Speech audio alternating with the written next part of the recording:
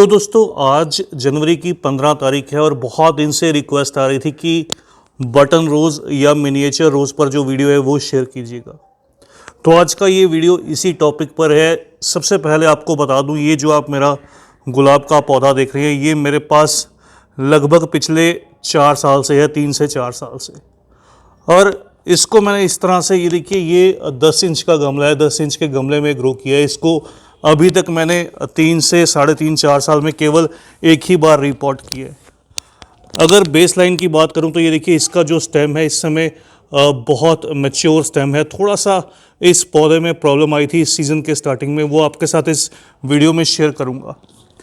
और जो सबसे ख़ास बात आज की इस वीडियो में शेयर करूंगा, किस तरह से इन मिनिएचर बटन या फिर आपके पास पोलियंथा रोजेज़ हों उसकी किस तरह से देखभाल करनी चाहिए, कौन सा खाद फर्टिलाइज़र इन पौधों को देना चाहिए।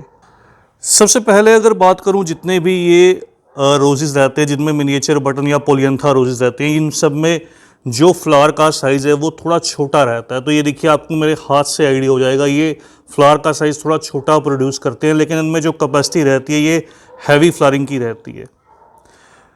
गर्मी के मौसम में तो खैर इनके जो फ्लावर है वो बिल्कुल आपको देखने में अच्छे नहीं लगेंगे, लेकिन कह सकता हूँ कि ऐसे जो गुलाब के पौधे रहते हैं ये रेगुलर ब्लूमर रहते हैं, इनमें रेगुलर जो फ्लावरिंग है वो चलती रहती है। बहुत गर्मी में भी ये पौधे कुछ ना कुछ जो फ्लावर्स हैं वो प्रोड्यूस करते रहते हैं।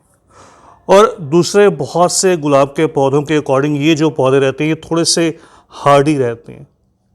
दूसरे सभी गुलाब की तरह इनको भी पूरे दिन की जो धूप है, सर्दी की खास तौर पर पूरे दिन की जो धूप है वो पसंद रहती है। लेकिन एक जो इनमें बेनिफिट रहता है, अगर आप इस तरह के कुछ गुलाब के पौधे ग्रो करते हैं तो इनका जो लाइफ टाइम है वो थोड़ा सा ज़्यादा रहता है। मतलब अगर आपके पौधे में इस तरह से जो फ्लावर्स हैं वो खिल जाएं तो काफ़ी लंबे समय तक जो प्लांट पर है ये पौधे या ये फ्लावर्स जो हैं वो होल्ड करते हैं। नेक्स्ट अगर बात करूं तो इन प्लांट्स में भी बहुत सी वैरायटीज़ रहती हैं, ऐसी वैरायटीज़ जो फ्रेगरेंट रहती हैं, जिनमें खुशबूदार फ्लावर्स निकल कर आते हैं। और मेनली इनको ग्रो करने का पर्पस रहता है कि छोटे फ्लावर्स लेना, हालांकि लेकिन गुच्छे में, बंचेस में फ्लावर्स लेना।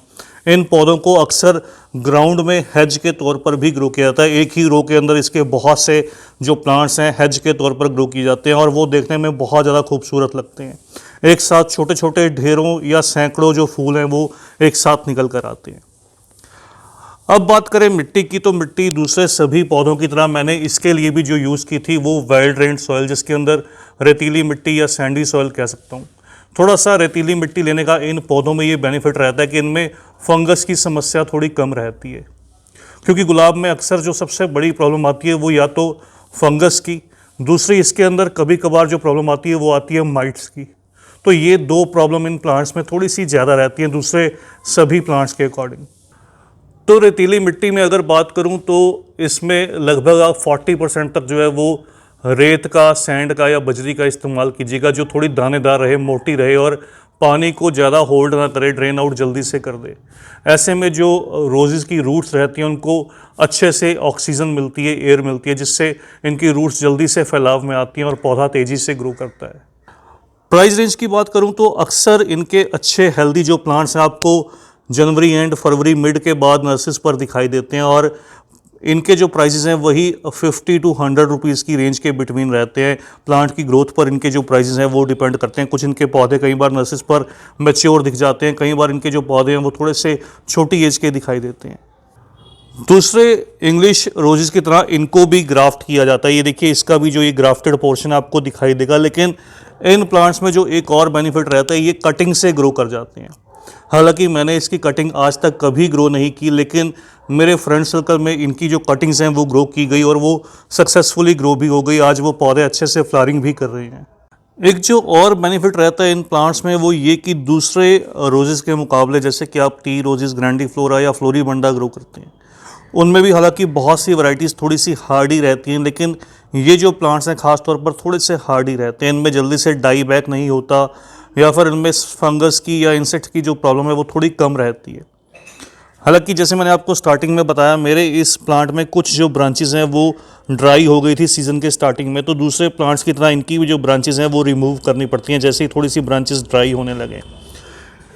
इनको भी आप चाहे तो सेंडर में ग्रो कर सकते हैं। सेंडर में इनकी भी जो ग्रोथ है वो दूसरे गुलाब की तरह बहुत अच्छे से निकल कर आती है। और लास्ट में अगर बात करें फर्टिलाइज़र की, तो फर्टिलाइज़र के तौर पर इनमें एक जो फर्टिलाइज़र बहुत अच्छे से वर्क करता है वो रहता है डीएपी और मस्टर्ड केक का लिक्विड फर्टिलाइज़र। ये जो आप देख रहे हैं ये मेरे पास सरसों की खली है जिसको मस्टर्ड केक बोलते हैं, और डीएपी भी आसानी के साथ जो है वो सीड शॉप पर अवेलेबल रहता है।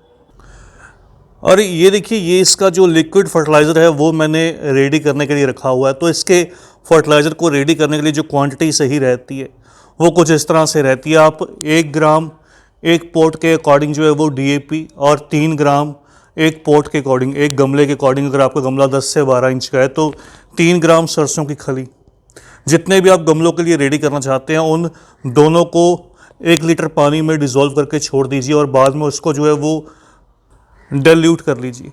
तो इस तरह से इन पौधों के लिए जो फर्टिलाइज़र है वो रेडी किया जाता है। डिल्यूशन जितने गमलों के लिए तैयार किया जाएगा उतने लीटर पानी जो है वो एक्स्ट्रा ऐड किया जाएगा। तो 1 ग्राम डीएपी और 3 ग्राम सरसों की खली, जिसको मस्टर्ड केक बोलते हैं। इसके अलावा इन पौधों के लिए जैसे कि पहले आपने देखा उसके अंदर फॉस्फोरस हाई रहते हैं, लेकिन एक जो कह सकता हूँ इस तरह से ह्यूमिक एसिड जो है वो भी बहुत बेनिफिशियल रहता है। ये जो आप देख रहे हैं ये मेरे पास ह्यूमिक एसिड बॉल्स हैं, तो मैं बॉल्स का इस्तेमाल करता हूँ। आप चाहें तो ह्यूमिक एसिड जो ईज़िली डिज़ोल्व हो जाता है आप उसका इस्तेमाल कीजिए, वो भी बहुत ईज़िली जो है वो सीड शॉप पर अवेलेबल रहता है। तो ह्यूमिक एसिड के साथ आप चाहें तो 1 ग्राम मैग्नीशियम सल्फेट, तो 2 ग्राम ह्यूमिक एसिड 1 ग्राम मैग्नीशियम सल्फेट आप लिक्विड अगर आपके पास अवेलेबल रहे तो इसको डिज़ोल्व करके पौधे में डिल्यूट करके दीजिएगा अच्छे से, तो वो भी बहुत अच्छा आपको जो रिज़ल्ट है वो देगा। तो बस दोस्तों आज की इस वीडियो में इतना ही। ये इस तरह से कुछ वर्क करने पर आपके जो पौधे हैं ये मिनिएचर रोजेज़ ये बहुत अच्छे से ग्रो करेंगे, हेल्दी रहेंगे, और इस तरह से आप इन पौधों पर ढेरों फूल पा सकते हैं जो कि देखने में बहुत सुंदर दिखाई देंगे। तो जल्द ही मिलते हैं किसी और नए टॉपिक के साथ, किसी और नई वीडियो के साथ। तब तक के लिए bye, happy gardening, take care.